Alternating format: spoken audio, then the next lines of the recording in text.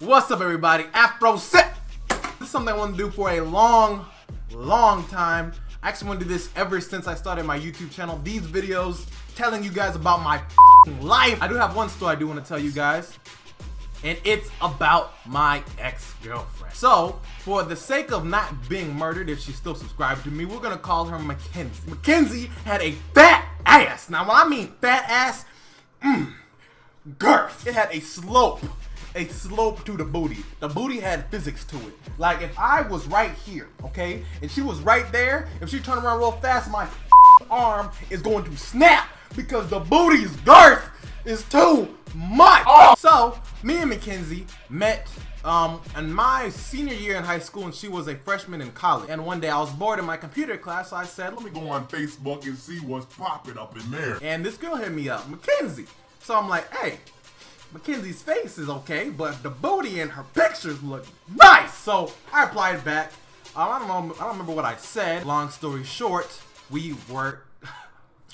I asked her if she wanted to come over, but I didn't want to make it like a date or anything weird, so I asked if she could come with her friend while I invite my friends, my cousin, and my homie that lived down the street. Okay, so as we're chilling, because they come over with their friend, the girl was mad distant from me the whole entire time. It got annoying. It took till like half the night until like 10 o'clock when they had to leave for us to really talk. As we were walking them back to the bus, she came next to me. She was like, why are you so shy? I'm like, bitch, I've been trying to give you the PP since day one. Nah, that's not what I really said. I said, I'm not shy. I've been trying to talk to you this whole entire night, madam, and you haven't paid me any attention. We talked it out and we started holding hands and shit on the way back to the bus. Just to find out the bus stops running at 10 o'clock. So we walked back up to my house, and the only option to do at that point was for them to stay at my place. But that didn't happen because the big girl was like, no, I'm about to pay my homegirl to give me a ride because I ain't staying here with you niggas. And I was cool with it. But, plot twist, Mackenzie didn't want that to happen. Mackenzie wanted to stay at my house to get the pee-pee. I didn't let that happen because I'm just like, okay, you know what? This is a small ass room, you guys. You guys all can't stay here. You're gonna breathe on my oxygen. Mackenzie got a big ass. That needs a lot of oxygen. We're gonna all suffocate in this place, and I'm trying to live my life. Several weeks pass in time, and it's a new day, brand new evening, and me and Mackenzie are talking on a talking basis.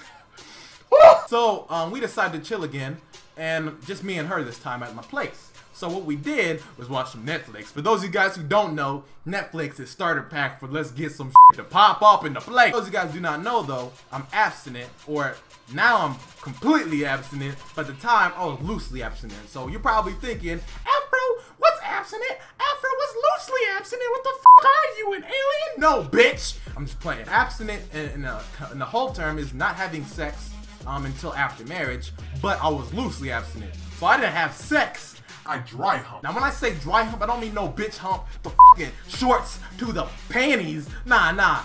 PP to panties. So, bitch, that was me. I was pounding the like a champion. First day, what I usually do back then, because I was a senior, mind you, okay? There's a lot of loose ass girls back then, so I had to check girls' tolerance for things, okay? So what I did was, okay, this is the finger, right? And this, you know what this is, okay? So I said, bitch, ah! That was if they were down for that. If they weren't down, if she stopped me, that's fine. I would have enjoyed that a lot better because it lets me know that she's a wholesome girl. I was like, okay, we get one finger. There was more room for more fingers. So I said, okay, Mackenzie wanna play? Two, Mackenzie, take two. And Mackenzie's just over here just chilling. I'm like, Mackenzie can take more? Alright, bitch, you want it? Ah! Okay, it didn't happen like that at all, but we did that, and it was three the max, and I was kind of disgusted because I was like, that means she did some shit. That was the first red flag. We weren't even together at that time. She let that happen. I'm just like, okay, I'm going with the flow. So that happened, and we started dating. So Mackenzie started tripping out. She always started trying to take my phone and check my text messages, ask me questions, where have I been? So let me smell your d. First true red flag came through when she told me to delete this girl off my Facebook. I'm just like, hold on, girl. This is my Facebook. Then the third month came around, and she did the ultimate no-no. She went through my phone. When I gave her my phone and told her she could look in Pandora or whatever, she's reading my fucking dad's text messages like I sent to me and my dad. That's when I realized, okay, this bitch is crazy. It's time to abort the mission. The booty isn't worth it. So, needless to say, a few weeks after that, we broke up. But that didn't mean Cause she kept on calling and calling like we didn't break up, and then she called me one day. She was talking to me one day and she said, hey, let's go somewhere. I'm just like, no, we're friends. I know what you want to do. We ain't doing. Then I hear in the background, oh, hey girl, hey, how you doing? Like, oh, hey, all right, I gotta call you back later. Click. Bitch, what? So needless to say, I thought we were done. She calls me back the next day. I didn't answer. Calls me back the next day. I didn't answer again. And well, a week passed by and she called me back as a prank. They ended up calling me and letting me know it was a prank. Mackenzie and her pregnant friend. And this is when shit got really weird. This is the last time I talked to her, mind you, as well. She had a boyfriend, okay? And mind you, the boyfriend that she has looks like me. He's just Mexican. She kept on talking to me about her boyfriend. Like, oh, I miss him. I love him so much. Yada, yada. I'm just like, I'm glad you're happy. You know, yada, whatever. And she puts her pregnant friend on the phone. Okay, I'll talk to her. She's cool. In the middle of our conversation, Mackenzie took the phone and she was like, do you like her? If you want to go out with her, you can go out with her. I don't care. I got a man. I don't need you. He tells me we shouldn't talk anymore.